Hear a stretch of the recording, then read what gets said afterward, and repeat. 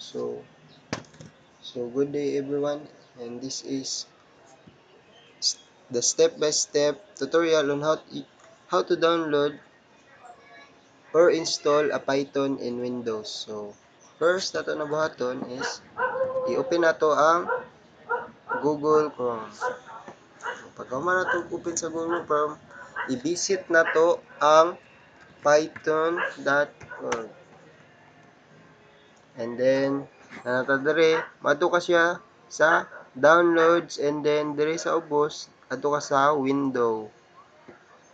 Pag man adto ka sa Windows, dire tuplokon nimo ang kanang pinakauna nga stable nga release, dili ning pre-release, stable. So 64 man ni ang ako ang kaning akong gigamit nga device, so 64 pod nga bit atong i-download. And then naara siya dire, nag-download na siya. Pwede nimo siya i-click dire or Ctrl J and then click.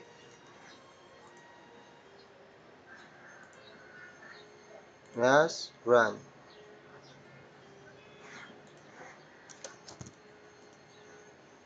And then modified, next, and then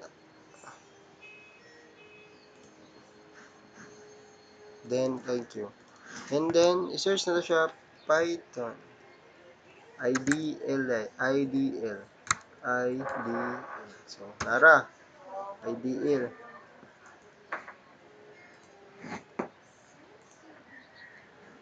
Wait na to kay nagloading.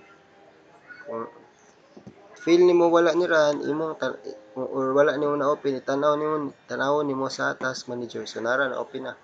Never mind na lang. So extend na natong task manager dito dire. So nara. So this is the Python IDL shell. Pwede ka mag-type dire 1 times 1 times 1 1. So gana. So, kung magbuhat ka og kuan, so dire mo ni ang new nga file, diri ka mag-encode. So para to mo to ang step by step kung saon pag download sa og Python. So una nato gibuhat is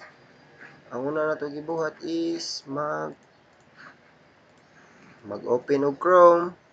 Pag ato sa Chrome, moadto ka sa python.org, and then i-click nimo ang download, tapos window, and then kaning pinakauna nga stable release nga 64-bit kay mo man ni ang kwan sa ako. And then i-run to nimo, imong i-run, i-click, i-agree ra to nimo, pang-agree, and then i-search nimo diri IDL.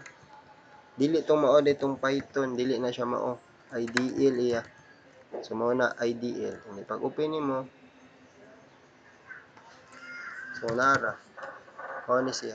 So mao na ang saon pag-install og Python sa window or pag-install sa Python sa Windows. So salamat. Thank you.